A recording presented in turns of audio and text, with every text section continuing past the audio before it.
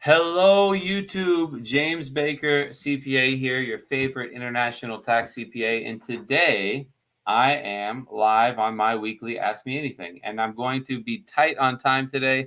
I'm going to give you guys a full 45 minutes minus the 8 minutes that I am late for. And then I'm going to go over to the Spanish channel. But if it's your first time here, you've never heard of me before, I'm a CPA, a licensed tax expert in the United States. And I work with international clients, and I'm specialized in cross-border transactions and structuring different businesses and helping the operations improve and all of that stuff. So what I do on these Ask Me Anything calls is that I answer the questions that I've gotten during the week, basically just crushing frequently asked questions. And also, if you're here live in the meeting, then I encourage you to give me your questions. Share your questions here so that I can answer them live. And if you ask me questions here, I'll answer them live first. We have a Telegram group and a Discord group. I'm much more active in Telegram. However, I am in the Discord as well. If you're not in those, we'll share the links so that you can potentially join. And again, thanks for being here. Ask any questions if you have them. I'm going to go to the questions that I've already been asked and haven't quite answered yet.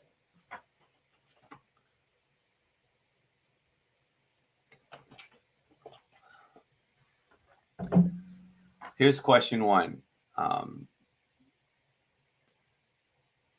How do business bank accounts work for LLCs?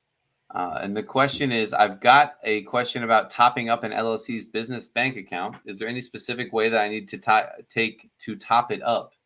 Which is, I assume that means contribute funds to it so that it has more money. Or simply transferring the money from my personal account to the business bank account is enough? Yes, that's enough. That's the answer. And I guess I'll also need to indicate in the form 5472 pro forma 1120 how much the transfer was. That is correct. This would be a related party transaction. Oh, very cool. This would be a related party transaction that you have to report to the IRS on your annual filing. And other than that, it's fine. I mean, it's just a regular contribution to the company. When you have the bank account open, you don't have to be too particular about the way you transfer money to and from the account.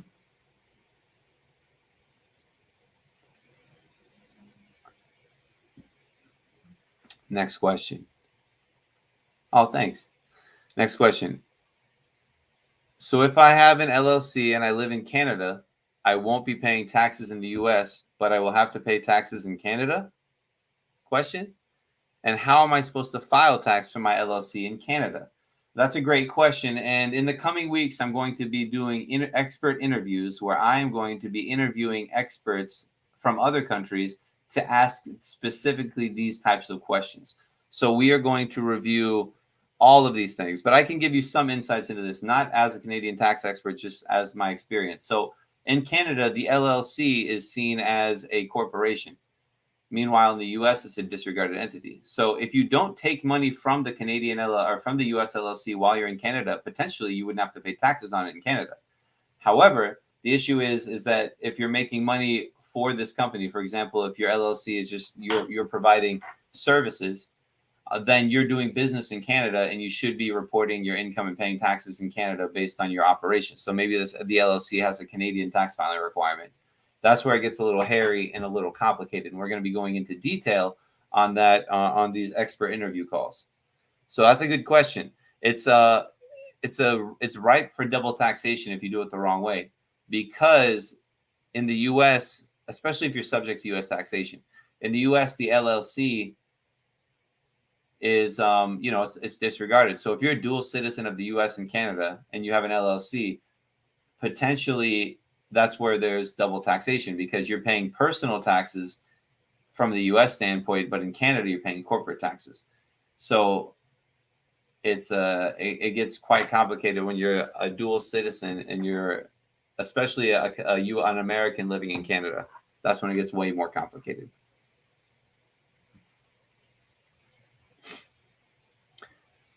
Question 3. Do I need an ITIN to open up a bank account? That's the short question, because the long question is, can someone apply for an ITIN just to open a bank account in America? I'm assuming the United States. so they can deposit their own money in it, or do they have to have a business in order for them to qualify for it? So you don't need an ITIN to open up any bank accounts. Some banks might ask you for a tax ID, but you can go to a different bank and open up a bank account without a tax ID, without an ITIN. PayPal is the only strict thing where you need an ITIN. And I know it's advertised online. Maybe the thumbnail should be on this video should be, you don't need an ITIN to get a US bank account, because it's the truth. You don't. If you come to Miami, you will need proof of address, proof of residency in the US, but you can still open a personal bank account if you want in the US with just a passport and some kind of proof of address in the US. If you have a friend or family member in the US, you can get them to write you a sublease agreement, which is our little thing that we do for clients all the time. So that's how you would open a personal account in the US. Banks like Bank of America are the best for non-residents. Some other banks will work. I know one of the people that have visited me have opened it for some have 4 or 5 accounts. So it's not impossible. And if you ask us, we can help you set that up if you're a client of ours, especially. So good question. You do not need an ITIN to open a bank account. Question 4. For non-residents, do I pay taxes if US people use my software without LLC? So the question is, if I have US clients and I don't have an LLC, do I have to pay US taxes? And the answer is generally going to be no. There might be sales taxes you have to pay, or use taxes or something, but income taxes, no. If you don't have a US trade or business, then you don't have to. If you have private servers in a server hall somewhere, then potentially you'll have that issue. But that's pretty uncommon. And for most people, it's going to be no. The reason you would want an LLC is for more privacy, is also for to be able to sell the business easier, to have asset protection, to limit your legal liability. There's a lot of reasons to use an LLC, especially considering the general low cost of establishing and setting up an LLC. So that's something to definitely consider as well. But you generally wouldn't have to pay U.S. income taxes. This is just a one sentence question. Do I have to pay taxes? But those are my comments on it.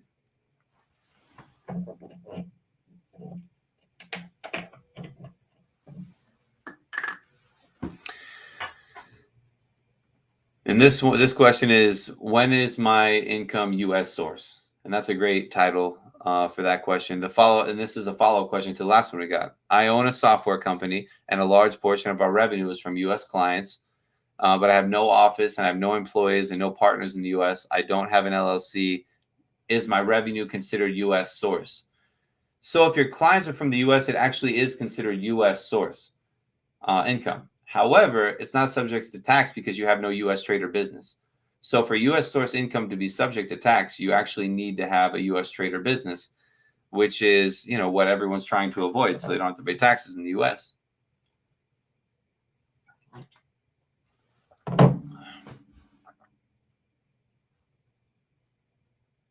I guess I could have dragged that one out a little longer, but that's the answer to that one.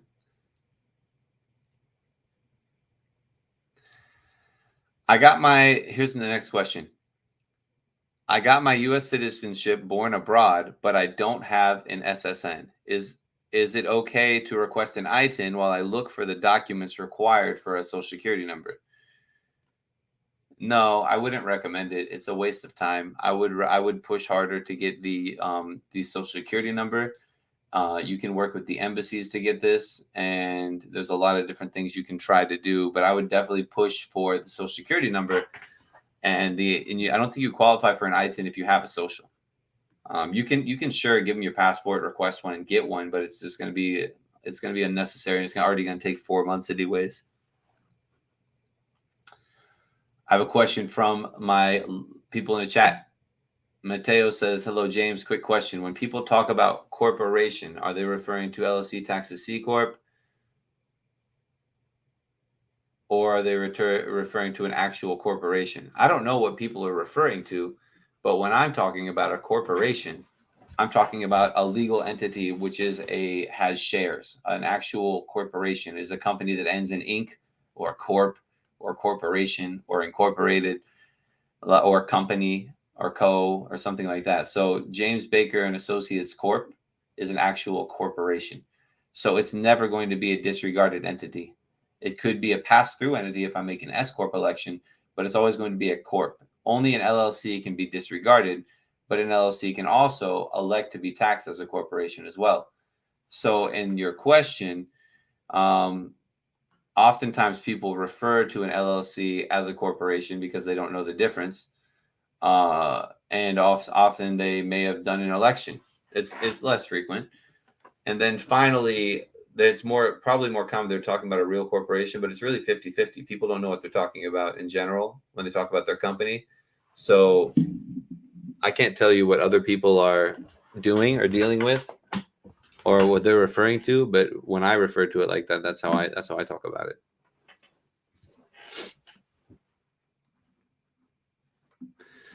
Mohammed.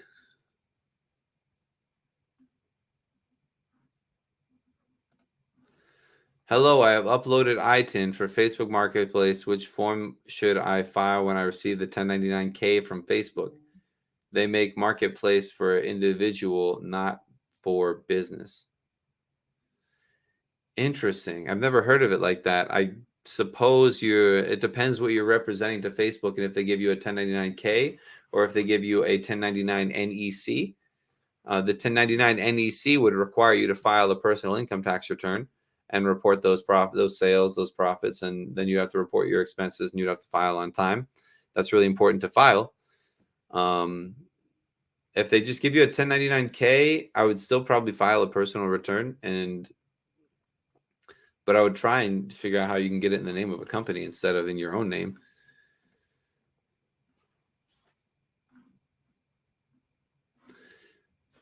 Question 6 that I have here. If you have no U.S. employees, no U.S. office, you're a citizen, you're a service business, and the LLC partnership is owned by non-residents, but all sales are to U.S. companies, do you still pay U.S. taxes? So the question coming through is, even though I have a foreign-owned LLC, no, I guess the question is, do I have to pay taxes if I only have U.S. clients and I'm a foreign-owned business? And the answer, which we've already gone over, is very likely no. You have no income taxes to pay because you have no U.S. trade or business. It doesn't matter if you have 100% U.S. clients. If you have no U.S. trade or business, you don't have to pay income taxes in the U.S.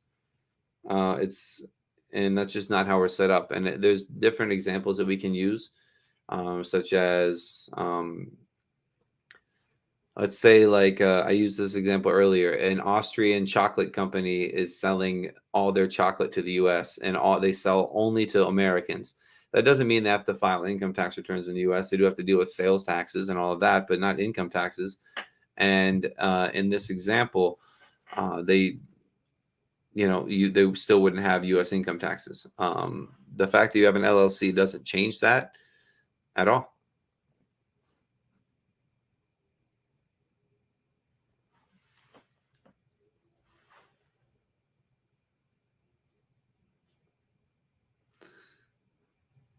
But do I have to report? Oh, that was your question, Marlene.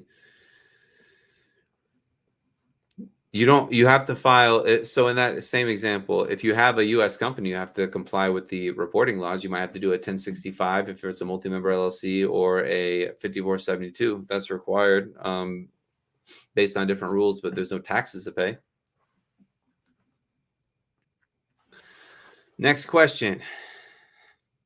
And let me know if you have follow-ups, Marlene, and give more detail if you can. Do I have to report? Marlene, you talking about the Facebook Marketplace stuff? Was that you? No, that was Mohammed.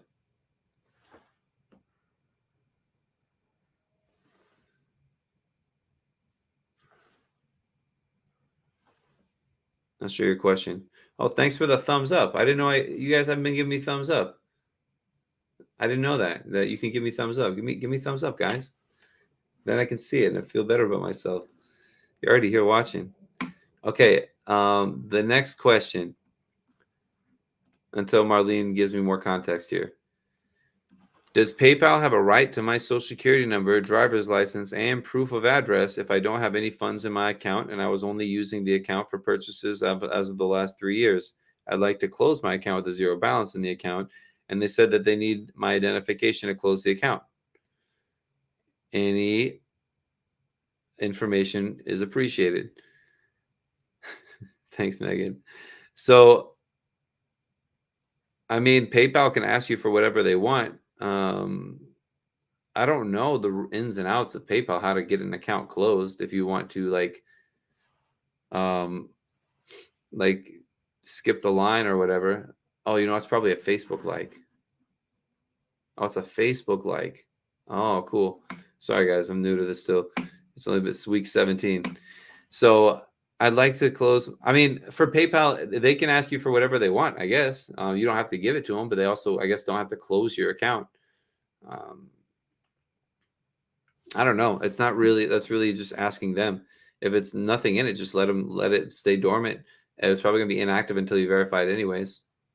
So you probably don't really have too much to worry about in that regard. Question 8.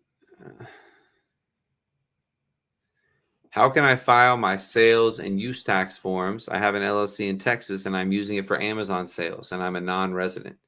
So if you are registered for sales taxes in Texas, you're probably going to have to do your quarterly filing. It says, how can I file? Probably you're filing it online. I just moved to Texas. I don't know all about the sales tax stuff here because we still don't really open many companies in Texas. We're still Wyoming faithful. And yeah, I don't really know how. I'm pretty sure it's online. You do it online. And if you're asking what numbers you would include the total sales and the total taxes withheld and the total exempt sales and pay them. Probably Amazon's doing everything. So you could probably file it as zero. That's something they still don't know the answer for in every state, whether you should put total sales in the state and then how many are exempt. They're not really exempt and they're not really your sales because Amazon's paying them. So I'm thinking zero logically is a better answer. So I would probably go with zero when you're filing your sales tax form in Texas.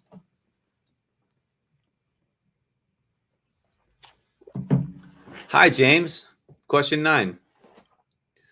I know if someone has more than one business, they'll need more than one EIN. But what about the ITIN? Would multiple ITINs be needed to run multiple businesses? Thanks. That is, no, there's only one ITIN. The EINs are for the companies. The ITIN is for the individual. So you shouldn't get more than one ITIN. Each person should only have one ITIN. And each business should have its own employer identification number, its own EIN number. So that's a quick question, quick answer.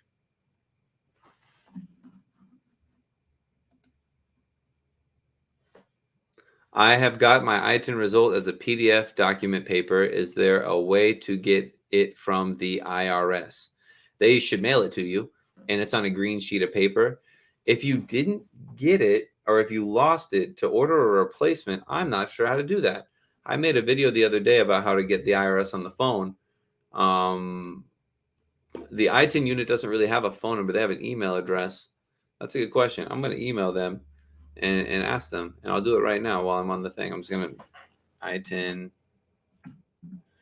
lost, let's say lost ITIN letter. Hello, IRS office. If a client lost if a taxpayer loses their ITIN letter, how can a replacement be requested? Thanks, James. Okay, so once the IRS responds to that, I will let you know. So make sure you subscribe, and you'll see you on the next one, and where I hopefully have the answer from the IRS. Just ask them directly. I have a call from the question from the Telegram group. Let me uncheck this. From Jolly from the Telegram group. How do I make initial deposits to a business bank account? for foreign-owned single-member LLC? Simply transfer money from my personal account. And yes, I answered this one earlier. Yeah, just transfer money from a personal account, from another business account, from any account. Doesn't really matter. And it'll get there, and you can use it on, it's your money in your account. So yeah, just a regular bank transfer, nothing special that I would recommend. It's a good question. Oh, this one's first. If a non-U.S. citizen owns more than 25% of a U.S. LLC, could that person theoretically open a bank account for that LLC?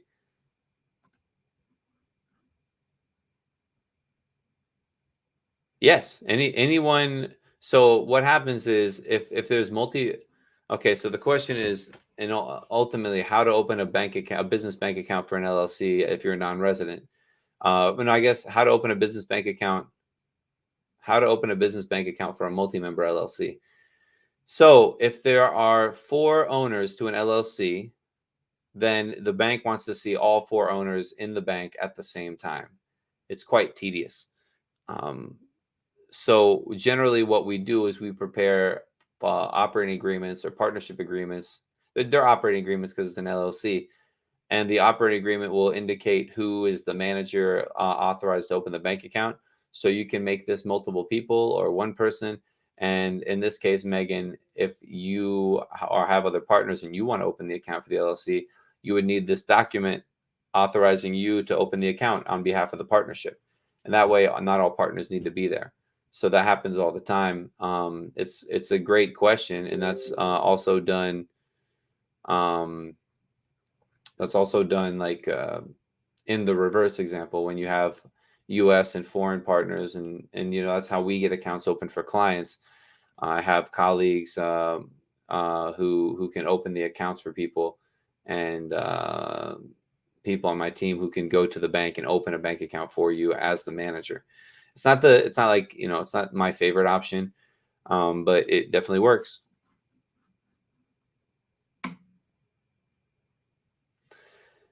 Ram, thanks for being here.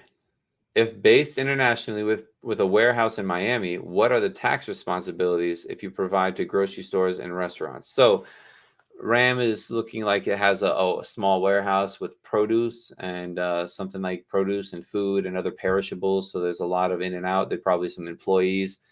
What I would do in your instance is probably have use a corporation or an LLC tax as a corporation to avoid you from having to file personal tax returns with all the results in the U.S. And then if you want, you can have a second LLC that you charge for services to like really minimize the profits of your U.S. corporation. That way you're operating legally in the U.S. with a Florida corporation that has a business license, and you can actually pay your employees correctly. And then you can still take out most of the profits and not really be subject to tax in the U.S. based on your services and contributions to the company from abroad, assuming that you are from abroad. So that's what I would do in this instance. Good question. It's good to see some people with actual businesses in the U.S. It makes it a little more complicated, but it's also then I can help more. And it looks like I actually blazed through all the questions I had. So if you guys have more questions, let me know here. I am on, what am I looking at today? I do, like I said, I have less time, so I'm going to jump on the Spanish channel pretty soon. I think it was, when's my cutoff, Danny? In like 10 minutes, 15 minutes? Yeah, so I went through the questions really fast today, so I'm going to work on digging up more questions. I guess I have some other things I want to make videos about, so I could just go over them here and you can ask me about it, and I'll do like a couple of those. So I'm going to talk about payment processors. So it's really going to be, it's like I feel like I'm like preaching. I made a video about PayPal the other day. It should be coming out, but I'm going to talk about payment processors for U.S. non-residents. So if you're a non-resident in the U.S. and you want to accept credit cards, you need to use a payment processor. And I want to give you a little overview of what a payment processor is and like how it works not from a real technical standpoint, but from an operational standpoint, because Stripe is the easiest to get set up as a non-resident. It's the easiest to get set up and the easiest to use, and it's by far the easiest to get set up and use. And I've used it a lot. There are other options, but most of the other options that are good tech-wise, that have good tech, are only for Americans, or they have their own local version in your own country, in your home country potentially, that would that they would want you to use. And again, like PayPal, if you're selling to outside of your home country, the exchange rates are generally in favor of the company that's doing the processing and the banking, so that's how they make money. So there are other options, but they're very hit or miss, and the industry is all driven on risk. So they have companies like Payment Cloud, and I want to explain how this really works because it's quite complicated, and I'll share my experience at the end. But they have Stripe is all online, and then they have the all the other tech options like Square, and I have a whole list of them actually, and who can apply and how they can apply. But all of those options are great, but generally limited to Americans except for Stripe. The other options have the merchant connections, they have the processing banks, and then they have the processing companies. So there's like three things that come together to approve and finance and push through the processing, and it's all based on risk. And if you have a big business, you can get better rates this way, but also the application process is much slower and they need more information. So I've been working with some of these to just see how it goes and to get some applications done. I have 2 that have been pending, and that they're always asking for more stuff. And I'm hopefully going to be done soon. And then they have other ones like I'm using Stacks now, STAX, and there's probably 500 companies that'll process credit cards. Groove and Groove Pay are cool, but again, they have more reserves. They consider what I'm doing high risk. I guess consulting and whatever. But that's kind of how it works. So if you need a payment processor, Stripe is going to be the easiest option as a non-resident, but there are other options, especially if you already have an established business. You just have to dig around and do long applications and really talk to people to get it done.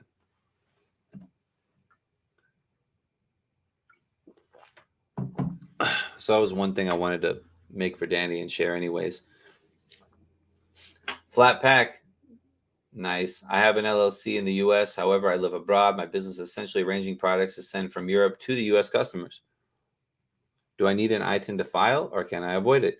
You didn't say anything in this 2 sentences actually 3 sentences that make me see a need for an ITIN number. You need an ITIN number to file a personal tax return, but if you don't have a U.S. trade or business, then you don't need to pay U.S. taxes. If you do have a U.S. trade or business, then you need to file U.S. tax returns and pay taxes on it. So it depends on like the circumstances of your business. So that's a good question. If you want to elaborate, I'll elaborate too. Okay, here's another question from the looking forward to it, my friend Flatpack. Looking forward to it. Jolly Palian. Jolly. Another question. So, sorry I read your name like that.